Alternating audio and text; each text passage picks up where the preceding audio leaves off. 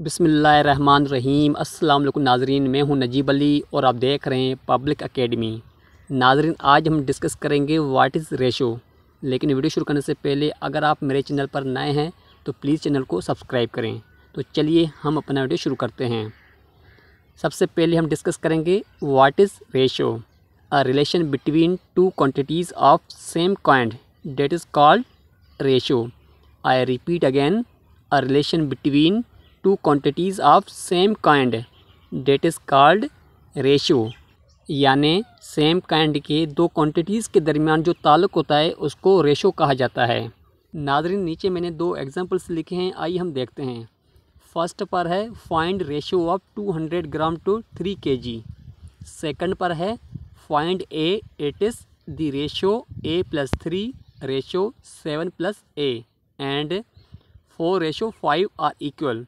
नाज़रीन, सबसे पहले हम फर्स्ट एग्जांपल को सॉल्व करेंगे अगले पेज पे। Find ratio of 200 gram to 3 kg। आइए हम देखते हैं फर्स्ट पेज पे इसको हम कैसे सॉल्व करेंगे। नाज़रीन, ये देखें फर्स्ट पेज पे मैंने लिखा है first example find ratio of 200 gram to 3 kg, यानी 200 ग्राम से लेके 3 kg तक हमने रेशो फाइंड आउट करना है। तो सबसे पहले मैंने क्या लिखा है, सॉल्यूशन। सॉल्यूशन के नीचे लिखा हुआ है 200 ग्राम। उसके बाद मैंने लिखा है ये जो 3 kg है इसको मैंने ग्राम में कन्वर्ट किया है, यानी 1 kg के अंदर है 1000 ग्राम होता है। 1 kg के अंदर कितने ग्राम होते हैं, 1000 ग्राम। तो कितना है 3 kg, तो कितने बन गए 3000, यानी 200 ग्राम ये हो गए।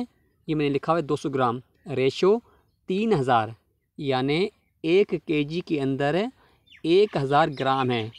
तो आप 1000 ग्राम को मल्टीप्लाई करेंगे 3 से तो ये कितना हो जाएगा 3000। तो हम 200 रेशो 3000 मैंने ये लिखा हुआ है, इसको आप 200 डिवाइडेड बाय 3000 भी हम लिख सकते हैं, यानी 200 रेशो 3000, इसको आप 200 तकसीम बाय 3000 भी आप लिख सकते हैं। उसके बाद मैंने ये लिखा हुआ है 2 ज़ीरो यहाँ पे काटे हैं और 3000 की नीचे 2 ज़ीरो मैंने काटे हैं। उसके बाद फिर मैंने इनको तकसीम किया है तो इसका आंसर आया 1/15, यानी 1 डिवाइडेड बाय 15। तो 1 डिवाइडेड बाय 15 को हम 1:15 लिख सकते हैं। तो इसका जो आंसर है 1:15 है।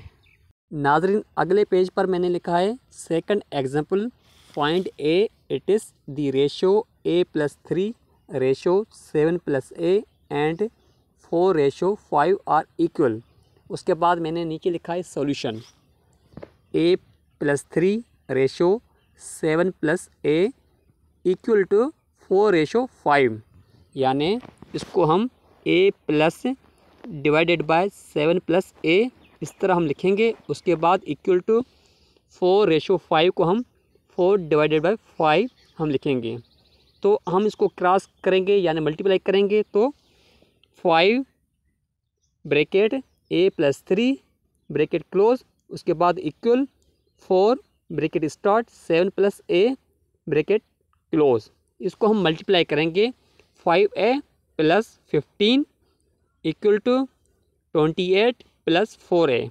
नाज़रीन, आप गौर से देखें 5a + 15 is equal to 28 + 4a, यानी इक्वल के बाद जो 28 है + 4a ये राइट हैंड साइड पर है। जब हम इसको लेफ़्ट हैंड की तरफ लेके आएंगे तो ये माइनस हो जाएंगे। तो हम इसको इस तरह लिखेंगे 5a + 15 - 28 - 4a is equal to 0। उसके बाद 5a - 4a कितने हो गए, a बच गई। उसके बाद +15 है -28 है, यानी हम इनको जब माइनस करेंगे तो ये माइनस के 13 बच जाएंगे, यानी a - 13 इज़ इक्वल टू 0। अब ये माइनस का जो 13 है ये है लेफ़्ट हैंड की तरफ।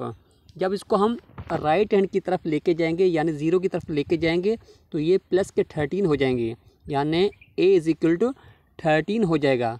यानी a का जो हमने वैल्यू फाइंड आउट करना था इसका जो आंसर है वो है 13, यानी जो राइट आंसर है a इज़ इक्वल टू 13।